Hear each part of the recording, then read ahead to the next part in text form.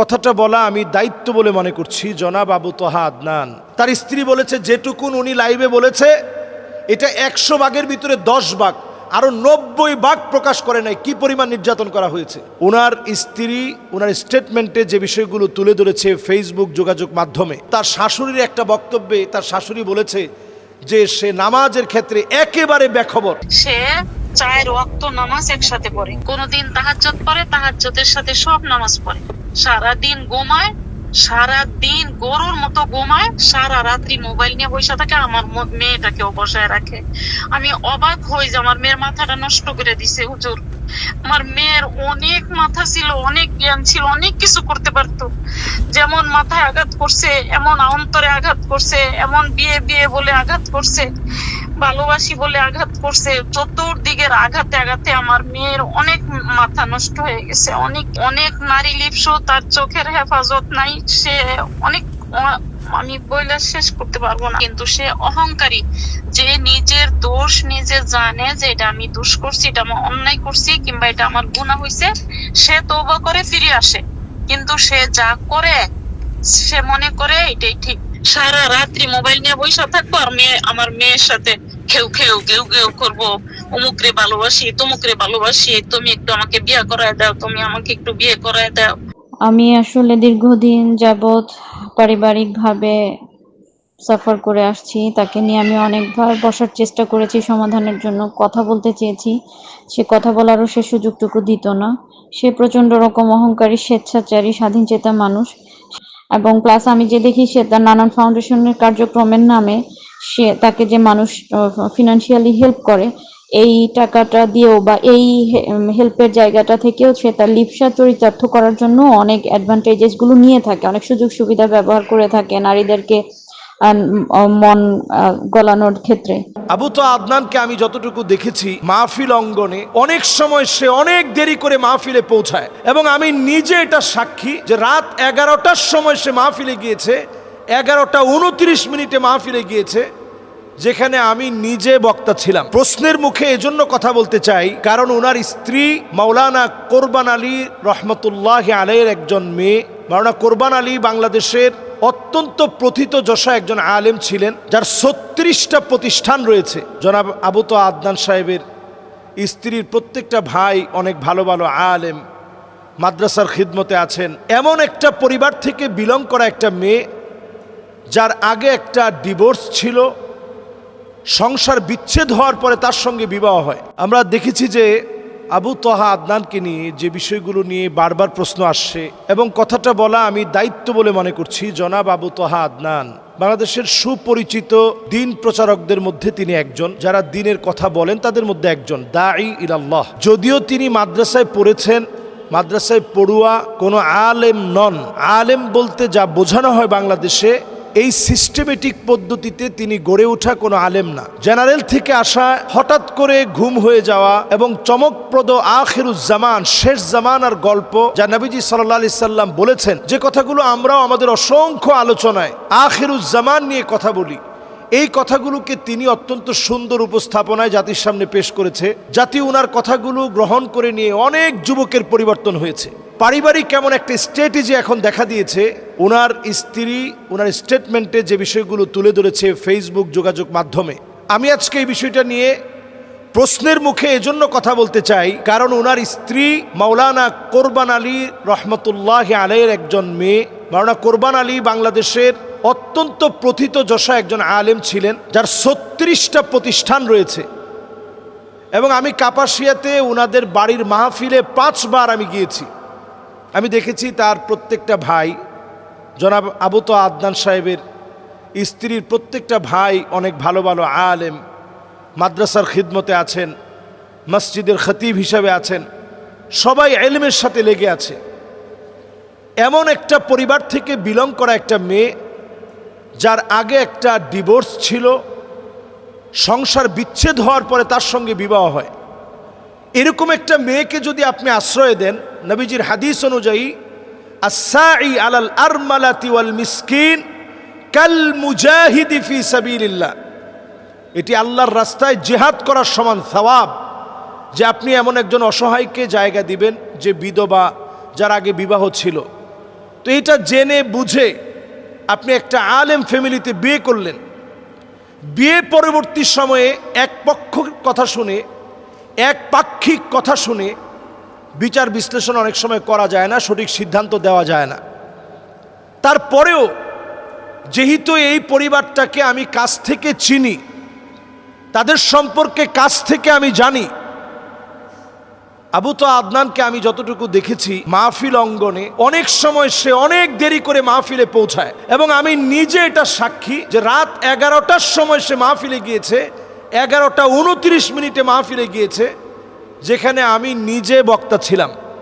এতে করে মাহফিল কর্তৃপক্ষের সাথে তার মন কালাকালি এবং কটুবাক্য লেনদেন, উচ্চবাচ্য হওয়া, এগুলো সব হয়েছে। আমরা এই অঙ্গনে আজকে 11টা বছর ধরে কথা বলি, কিন্তু আলহামদুলিল্লাহ কথা বলতে গিয়ে আমরা দেখেছি আমরা তাদের কাছ থেকে কথা নিব। ফানজুরু আম্মান তাখুযুনা দীনাকুম, আমি যুবকদেরকে লক্ষ্য করে বলি, তাদের কাছ থেকে কথা নেবেন, চুলের গোড়া থেকে শুরু করে পায়ের তালু পর্যন্ত পরিবর্তন আছে, তাদের কাছ থেকে কথা নেবেন। আমরা অনেক সময় যেটা করি, বাহ্যিক মানুষের পরিবর্তন দেখে অনেক সময় তার কথাগুলোকে আমরা অমূল্য মনে করি।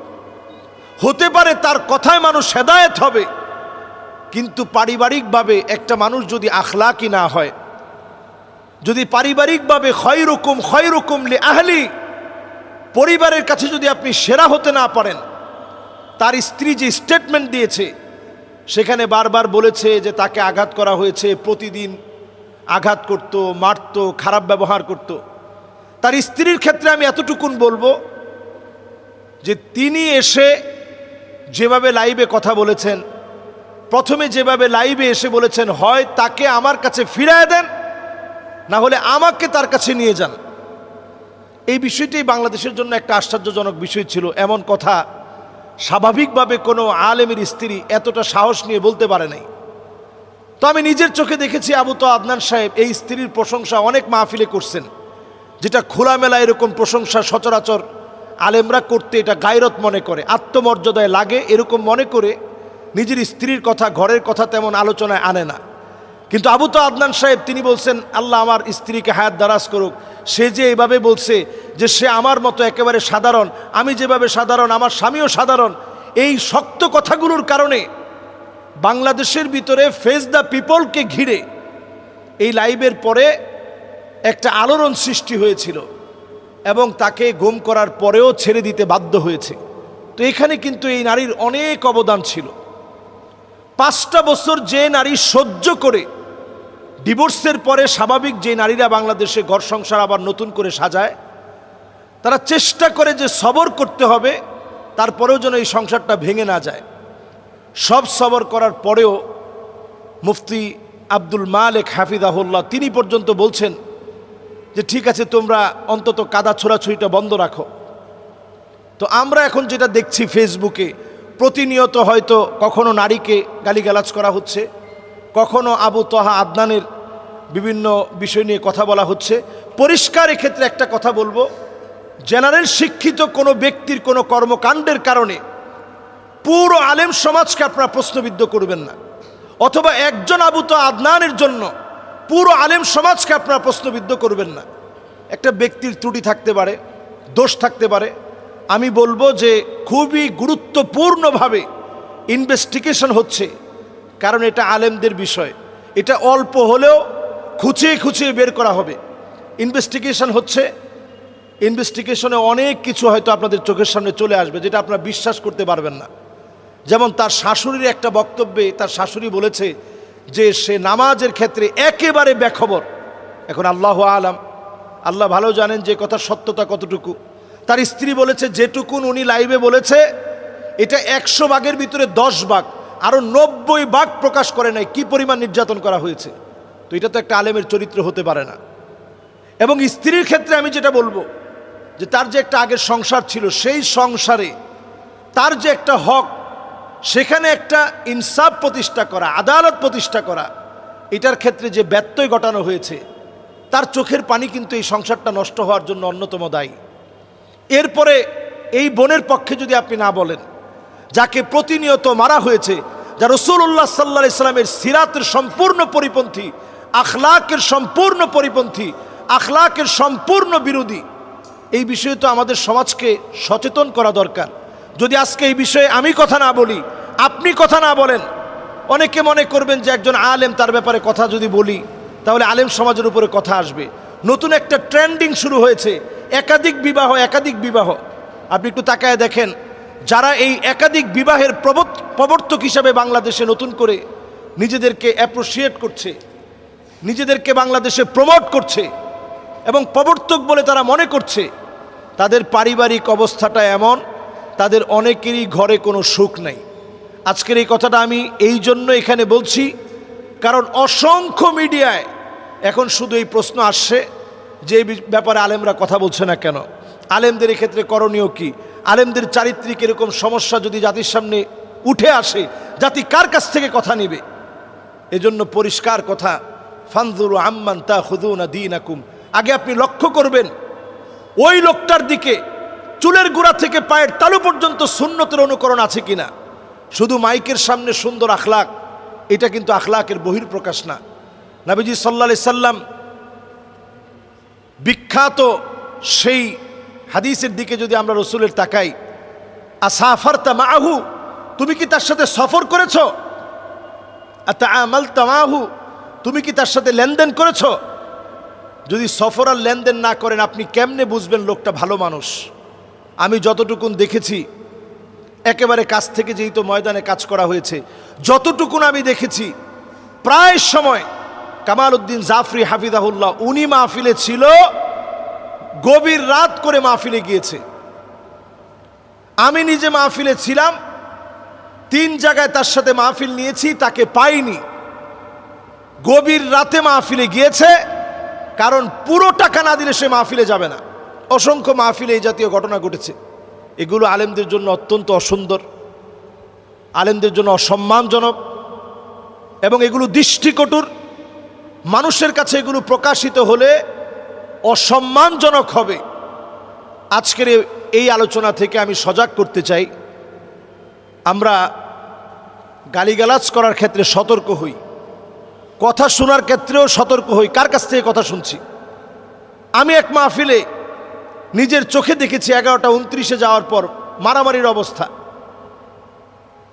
তো এই যে এই জাতীয় ঘটনাগুলো ঘটেছে এতদিন ধরে, এমন কথাও শুনেছি, আল্লাহু আ'লাম, আল্লাহ ভালো জানেন, যেরকম মানুষের সামনে প্রকাশ করছে, এই বিষয়গুলো যখন প্রকাশিত হবে, জুমার নামাজ যেখানে পড়াতেন ওই এলাকার মানুষ কাপাসিয়াতে, আমি সেখানে 5 বার মাহফিলে গিয়েছি, সে এলাকার মানুষ আমাকে বলেছে যে ইচ্ছে মতো এসে, সময় গময় নাই, এসে জুমার নামাজ পড়াতো। তো এই বিষয়গুলো কিন্তু সজাগ থাকতে হবে। একজন দায়ী সব বিষয়ে আপনাকে সজাগ দৃষ্টি রাখতে হবে, এবং এমন বিষয়গুলো যখন আমরা শুনি আমরা ব্যথিত হই।